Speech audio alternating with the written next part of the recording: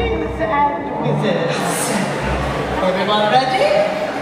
We now present to you the Fountain of Fair Fortune.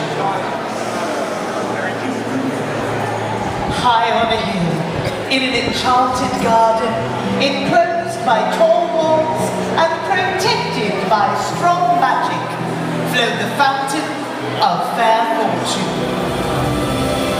Once a year, hundreds of people traveled from all over the kingdom to wait outside the garden walls. There, at sunrise, a single unfortunate would be given the chance to fight their way to the fountain by sunset, bathe in its waters, and receive good luck and fair fortune forevermore. On the appointed day, 3 witches met on the outskirts of the crowd and told one another their sorrows as they waited for sunrise. The first, by name Asha, was sick of a malady no healer could cure. The second, by name Alfeda, had been robbed of her home, her gold, and her wand by an evil sorcerer.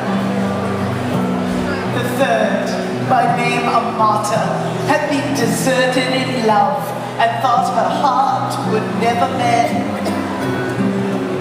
The 3 women agreed that should the chance befall them, they would unite and try to reach the fountain together. The sky was red with the first ray of sun. Creepers from the garden beyond snaked through the pressing mass. The creepers twisted themselves around the first witch, Asha. She grasped the wrist of the second witch, Alfeda, who seized tight upon the robes of the third witch, Amata, and Amata became caught upon the armor of a dismal-looking knight. The creepers tugged the 3 witches through the wall, and the night after them. Asha and Alfeda were angry with Amata, who had accidentally brought along the knight. Only one can bathe in the fountain. It will be hard enough to decide which of us it will be without adding another. Now, Sir Luckless, as the knight was known, observed that these were witches, and having no magic, nor anything that distinguished the non-magical man, he had no hope of beating the 3 women to the fountain. He therefore declared his intention of withdrawing outside the walls again. Think tart, draw your sword, knight, and help us reach our goal. And so the 3 witches and the forlorn knight ventured forth into the enchanted garden, where rare herbs, fruit, and flowers grew in abundance. Finally, they reached the foot of the hill on which the fountain stood.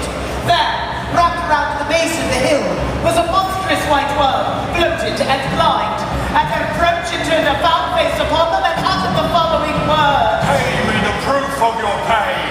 Try though they might to move past the worm would not let them pass. And Asha, despairing, began to weep.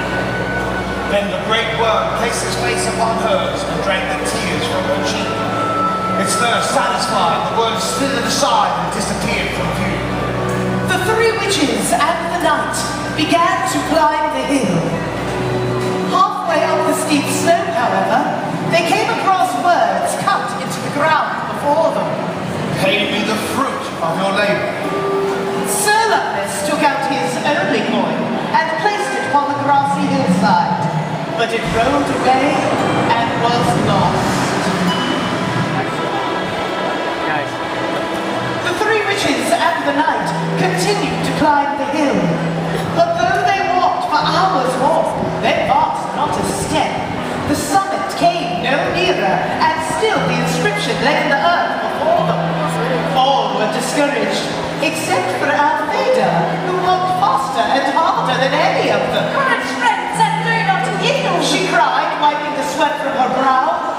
As the drops fell glittering onto the earth, the inscription blocking their path vanished, and they found that they were able to move upward once more. With the removal of this second obstacle, they hurried toward the summit as fast as they could, until at last they glimpsed the fountain, glittering like crystal in the bower of flowers and trees. Before they could reach it, however, they came to a stream that ran round the hilltop, barring their way. There, in the depths of the clear water, lay a smooth stone bearing the words, Pay me the treasure of your past. Amata first to understand. Taking her wand, she drew from her mind all memories of happy times she had spent with her vanished lover, and dropped them into the rushing water. The stream carried them away, and the three witches in the night found they were able to pass at last onto the summit of the hill. The fountain shimmered before them, set amidst herbs and flowers, rarer and more beautiful than any they had yet seen. The sky burned ruby, and it was time to decide which of them would bathe. Before they could make their decision, however, frail Asha fell to the ground. Exhausted by their struggle to the summit, she was close to death. Altheda hastened to pick all those herbs she thought most helpful and poured the potion into Asha's mouth. At once, Asha recovered from her sickness and was able to stand. I am cured. I have no need of the fountain. Let Altheda bathe. But Altheda protested. If I can cure this disease, I shall earn the golden plenty. Let Amata bathe. Sir Luckless bowed and gestured Amata toward the fountain, but she shook her head. The stream had washed away all regret for her past lover. Good sir, you must bathe as a reward for all your chivalry. So the knight plunged forth in the last rays of the setting sun and bathed in the fountain of fair fortune.